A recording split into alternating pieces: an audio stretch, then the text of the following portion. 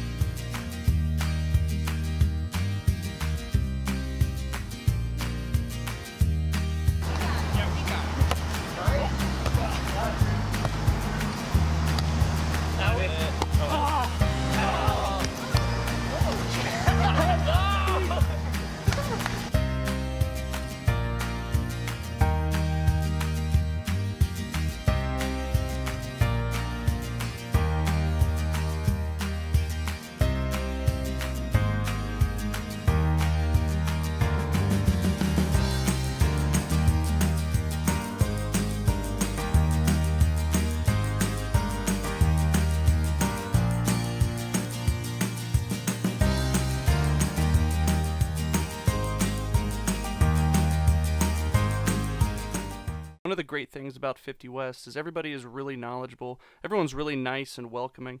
They really take the time to explain what kind of beers they have, why they carry them. There's always a story behind them.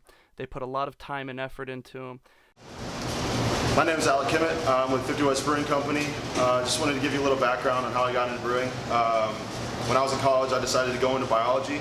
I went to Ohio University, and through biology, I kind of focused on molecular and microbiology. That kind of got me interested in quality control. I was always more towards like a research-based job. I got into quality control after I graduated in 2014. It was okay. It was a decent job, but I kind of wanted to look for something more, something a little bit more technical, something more towards microbiology and molecular biology, as opposed to just simple quality control. And I found brewing. Sent some emails out to Cincinnati breweries because I knew I wanted to move here. And when I got into it, it was really cool. I did not really fully expect or even see coming that this was going to be so scientific, whether it's water chemistry, which is like salt additions and stuff like that to the beer, the different, grain, hops, and the yeast itself. So like the beer itself is like alive, so you get to work with it. You get to work with the yeast itself.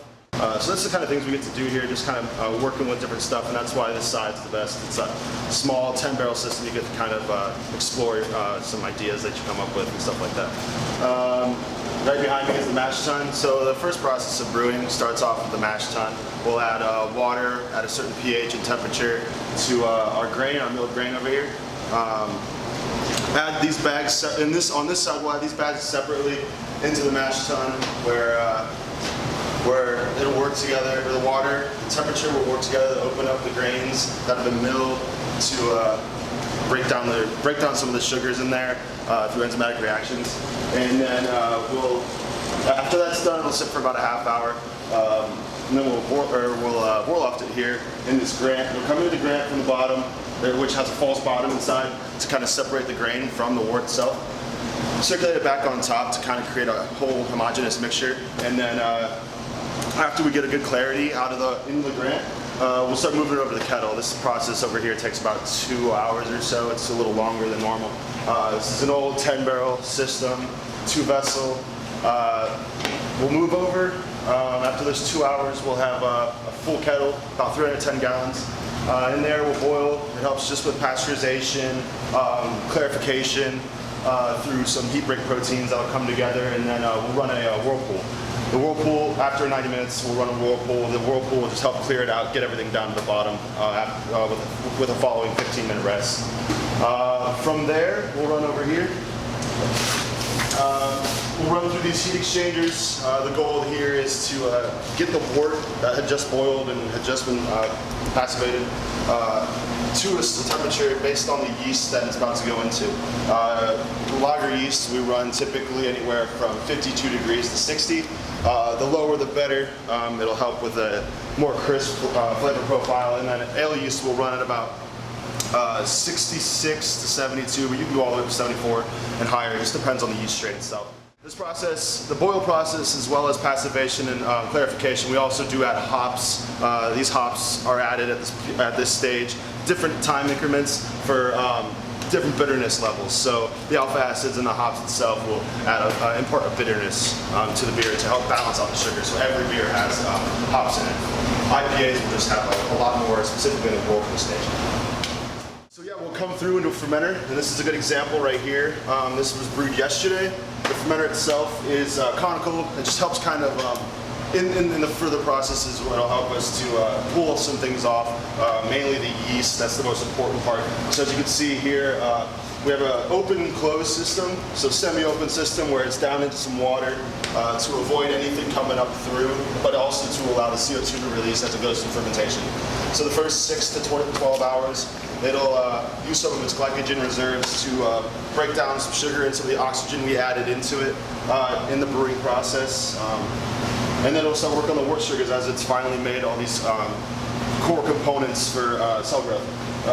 This process will take about 7 days, so as we get to day 7, it'll start to calm down, and at that point and we'll also get our sugars coming down from the top Plato to bottom Plato, our final gravity. And at that point, we'll be tasting to make sure everything's going well, taking samples to make sure the cells are growing properly and looking proper, so vacuole size and everything like that. And then day 7, we'll crash to 62 degrees. That's called the diacetyl rest. It's about as low as we can go, where we can still ensure that some of the yeast left behind will take care of some of the off flavors, specifically diacetyl, and then also pull off some yeast for further use, about 10 gens on average. Well, that's a good thing actually. But and then after we feel like run some tests for some flavor, and we feel like it's gotten nice and crisp, or the ester profile is proper on the ales, we will drop it a little more. Yeah, so at that point we'll add hops for the beta acid extraction, and at this point we'll add hops for beta acid extraction, and then after that's done, it's about a 3 to 5 day process, allowing for the hops to drop through the cone, a little bit of circulation, and then pulling it off to help with clarity of the beer. And then after that's done, we'll crash it to 32 degrees, give it time to settle out. Lagers will take an extra 2 weeks. It's called the lagering phase to help clear it out, because that's more to style. And then finally we'll transfer it over through some hoses with a little bit of addition of clarification and agents, and then we'll put it in here. This is the bright tank. Through the bright tank we have a little spout here, CO2 nozzle that we attach the CO2 cord to, and it'll push into a small stone, porous stone, that'll help break up the gas itself, allow for a slower contact time as the beer cools down to about 30 degrees, and that'll allow the CO2 to go in. We'll check the volumes of CO2 with the Zama-Nagel, and then we'll pull the beer off through the keg, right into the keg.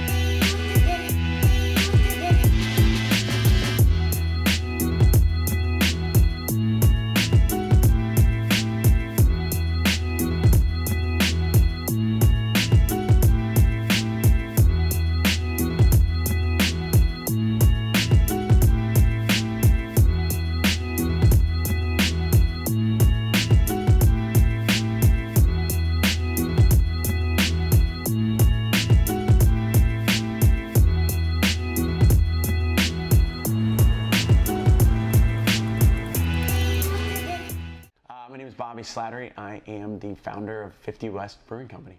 I think one of the big things about brewing and beer in Cincinnati is it seems to be incredibly successful.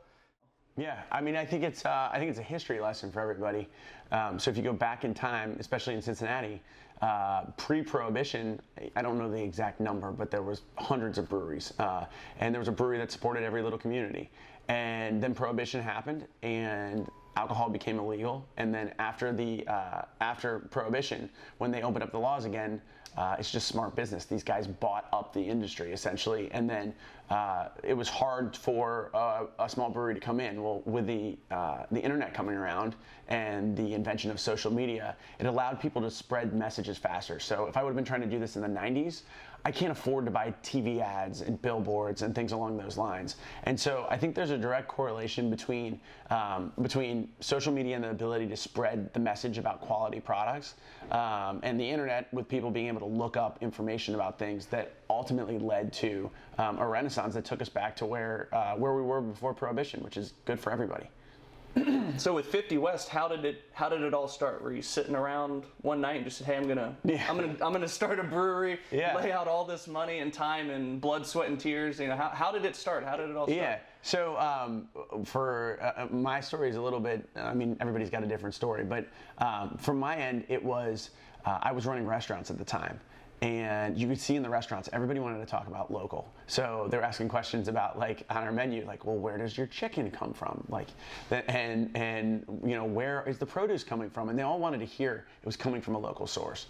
And so I had two partners, and they came to me and said, "Hey, we know how to brew beer." And I said, "Wait a second, if you can brew beer, then I know that this thing's going to take off.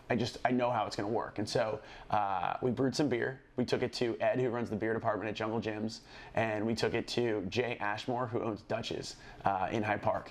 And they drank it. They said it's fantastic. And then, you know, we just kind of kept going from there.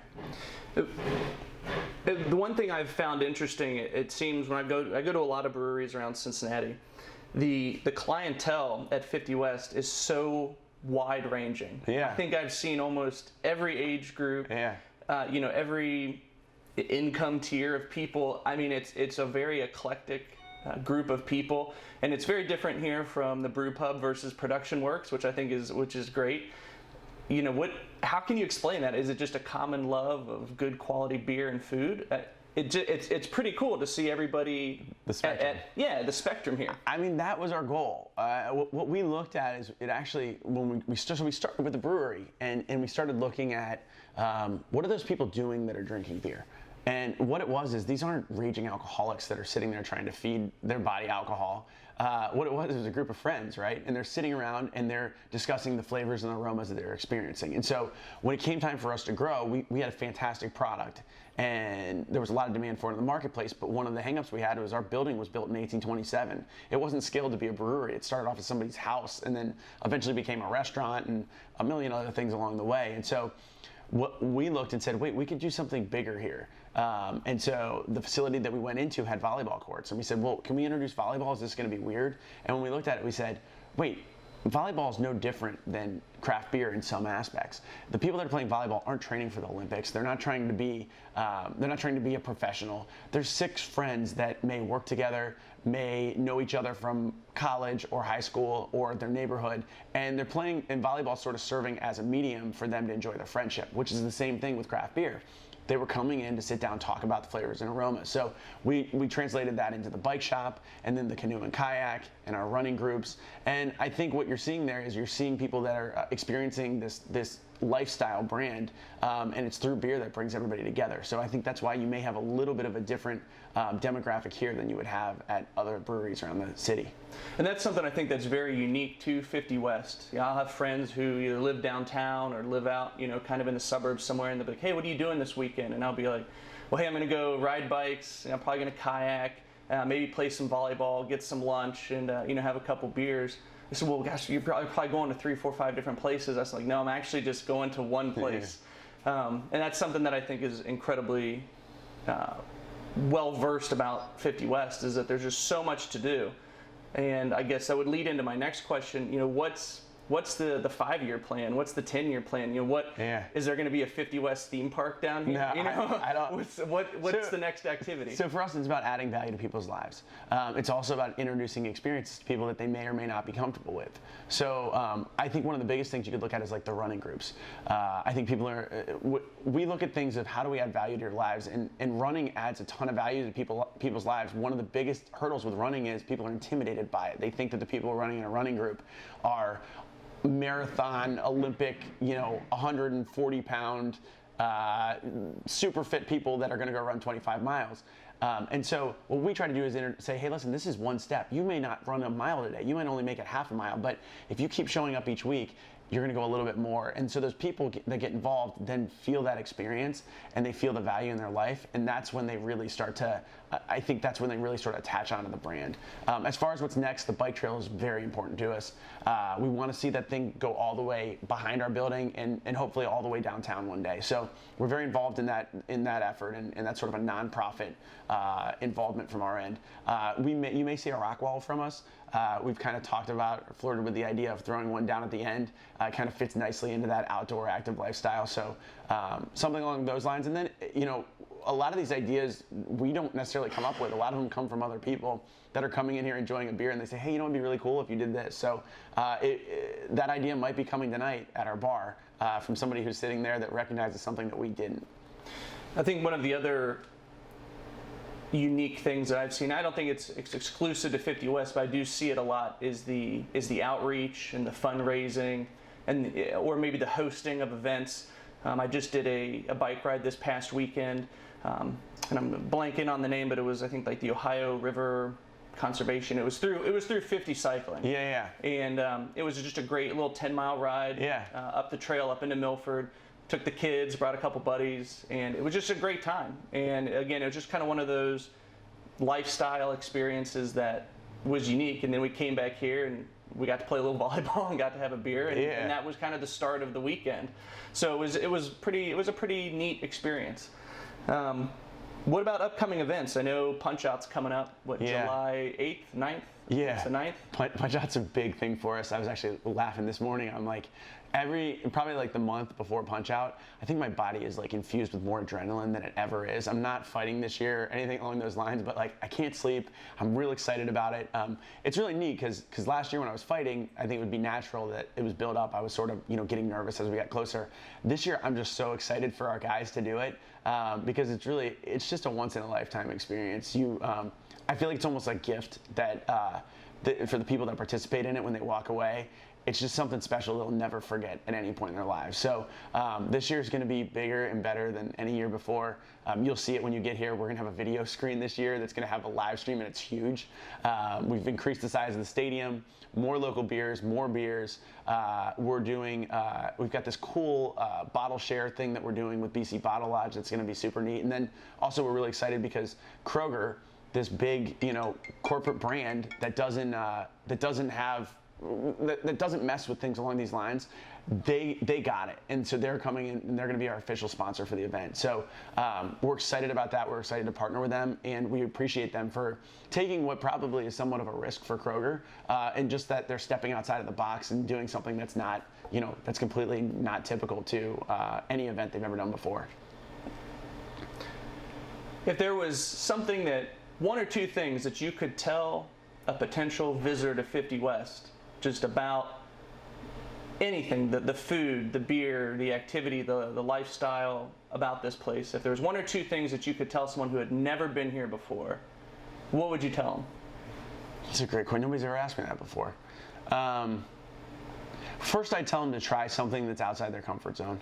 So that whether that's a beer or that's getting yourself involved in a volleyball league or a running group or going out on a bike ride, try something that's outside your comfort zone, because I really think that's the most impactful. That's how 50 West is going to impact you the most. The second thing I'd say is the amount of passion that goes into this business from all the people that are involved, and the amount of caring from whether it's the person that's taking you out on the canoe or kayak to the bartender behind the bar. I think everybody here understands that this is a journey. We always say that. It's like 50 West was based on a road trip, right? Like it's from Ocean City, Maryland to California. That's how Route 50 spans. And we weren't really sure what was going to happen along the way.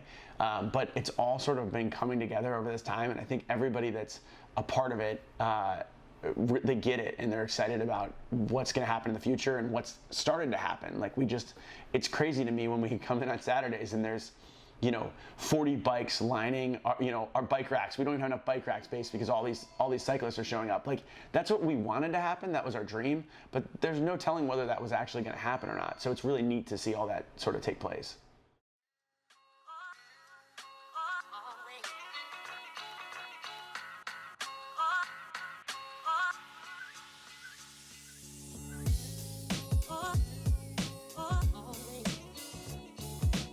That just about does it for our review of 50 West. I hope this video was informative and helped you kind of understand what's going on in the microbrewing industry in Cincinnati. We look forward to doing more reviews of more small businesses or businesses in general here in the Cincinnati area. If you have a company that you have in mind or you think would benefit from a review from Cincy Wanderer, please let us know. You can contact us via Facebook, YouTube, Instagram, or our Gmail at cincinnatiwanderer@gmail.com. Again, I hope you enjoyed the video. Please hit like, please subscribe, and please share to locals here in Cincinnati or who you know might be visiting Cincinnati to check out cool places when they're in town. Thanks again. Have a great night.